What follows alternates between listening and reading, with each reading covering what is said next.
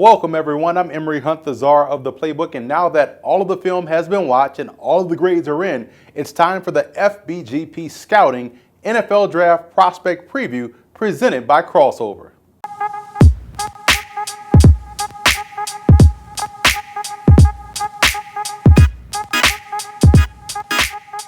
Before we get started with our rankings, here's how we gather our grades and what they actually mean. First, we watch a minimum of 3 full games on a prospect, his best game, his worst game, and the best possible matchup. And second, we grade on 15 key points specific to the position to equal 100 points in total. Now here's what the grades you'll see by a prospect name will actually mean. Prospects that have earned grades in the 90s graded out as potential future NFL All-Pros.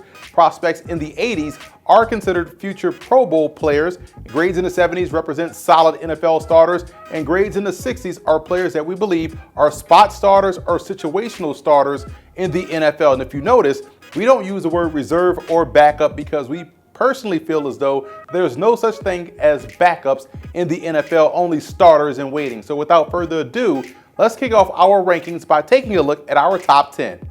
Jonathan Allen leads off our defensive tackle prospect rankings as he graded out as our #1 overall. I think he could play the 3 to 4, 5 tech as a pro. He shows really good ability to maintain the line of scrimmage, consistently winning with his hands first and getting great knee bend. He clogs gaps and is able to disengage and make the stop. Now, he's not the pass rusher that many are making him out to be, but he's a solid prospect that has really good versatility. Now, he's not Ndamukong Suh or Reggie White, but he is Antonio Smith and will be a very productive pro. Looking at 2 through 10, Caleb Brantley out of Florida is a solid defensive tackle prospect. Ideally, he's an active 3 tech that's able to, more often than not, win one-on-one battles. He has some upside which could be used to develop his skills in getting off double teams, but in my opinion, he's still a day 1 starter. Stevie Tuikolovatu out of USC was a Senior Bowl standout. He's very tough to move off the spot when things are going right technically. He's mainly a run stuffer that can surprise an offensive lineman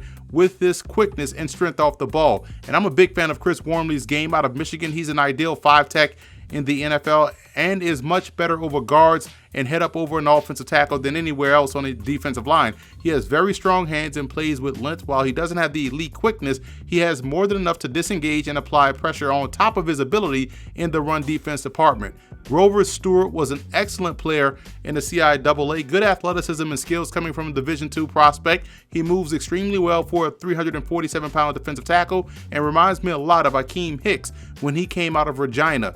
The raw skills and athletic ability are there. A good coach should be able to smooth out the rough technique and end up with a really good football player. Ralph Green III is a solid run defender that's able to play anywhere on the interior. He's also able to win one-on-one battles, but tends to have issues facing double teams. He had a great week at the East-West Shrine game, and I like his awareness as he shows in passing situations by keeping contained, keeping the quarterback boxed in. His home in the NFL is in the obvious running, short yardage, goal line situations where I think he will excel. Rashad Coward out of Old Dominion at 6'6", 325 is a large athletic individual. He's a very underrated prospect coming out of Conference USA. He's your quick nose tackle with some ability to 2-gap as well. Ideally, he's suited to play the shade or the 1 tech in the NFL. He shows terrific hand usage, spatial awareness, and activity at the line of scrimmage.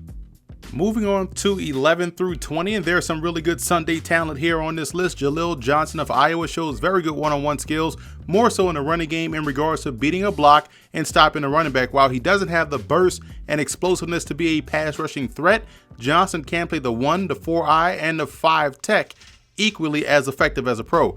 Vincent Taylor out of Oklahoma State has terrific strength at the point of attack. You think he's a 6'5", 330-pounder the way he plays the position. He plays nose tackle and 1 tech at Oklahoma State, and I believe he could serve multiple roles as a pro and still has some upside left in his game. Now, pad level and upfield pressure are areas of improvement, but strength and hand usage is something that he has that you cannot teach. Cornelius Henderson, Roderick Henderson, and Blaine Winston are 3 outstanding defensive tackle prospects coming out of the SWAC this year. Winston is coming off a tremendous performance in the Celebration Bowl versus North Carolina Central, while both Cornelius and Roderick Henderson are coming off very good performances in the NFLPA game. Patrick Ricard out of Maine is another underrated prospect coming from the FCS ranks. He was very productive throughout the course of his career for the Black Bears. His pursuit skills, sideline to sideline, are impressive, and I believe he's more of a 3-tech 4-eye at the next level, and that's where they can utilize his ball get-off to get pressure on the quarterback and also disrupt rushing lanes. He's not overly strong at the point of attack, but situationally, I think he can spend some time on the edge, sort of like Mike Catapano. Malik McDowell out of Michigan State is a polarizing prospect from a scouting perspective. What teases you is the overall athleticism of McDowell. He's very fluid in his movements and can play multiple spots and excel when everything from a technique standpoint goes right, but he's very inconsistent in that regard from play to play, down to down. I think he's more of an athlete than a football player, and granted, he did play hurt last year, so you do have to take that into consideration. He flashes burst and disruptive ability, but is few and far in between. He has a lot of work to do before he becomes anything more than a spot starter. Defensive tackles 21 through 30 features a lot of talent from the Power 5 conferences. Devon Godcho out of LSU, DeAngelo Brown of Louisville, Jaron Jones out of Notre Dame, just to name a few. Jeremiah Ledbetter of Arkansas was excellent at the East-West Shrine game. Larry Ogunjobi out of Charlotte put together a strong week of practice at the Senior Bowl. He has really good spatial awareness, which is why he's involved in a lot of plays. Tanzel Smart out of Tulane was another prospect who was able to maximize his opportunity in an All-Star game as well, as he was solid all week long at the Senior Bowl. He's able to win with quickness off the ball, and I'm a big fan of how he uses his hands to gain leverage on the offensive lineman. Now, he's not overly stout at the point of attack, but he does show the ability to occupy a gap by getting underneath an offensive lineman's pads and obtaining leverage, which is something that he has naturally at his height. He'll be a very good situational starter in the NFL. Rounding out our rankings with prospects 31 through 40, Darius Hamilton out of Rutgers is recovering from an injury, but has the quicks and athleticism to play the 3-tech as a pro. Montravius Adams out of Auburn is a one-dimensional, one-gap penetrator, and he was surprisingly solid and consistent during the week of practices at the Senior Bowl. Pad level is going to be the ongoing concern with him, and he's also a little stiff athletically, but as a 1-tech, I think he could be successful as a pro.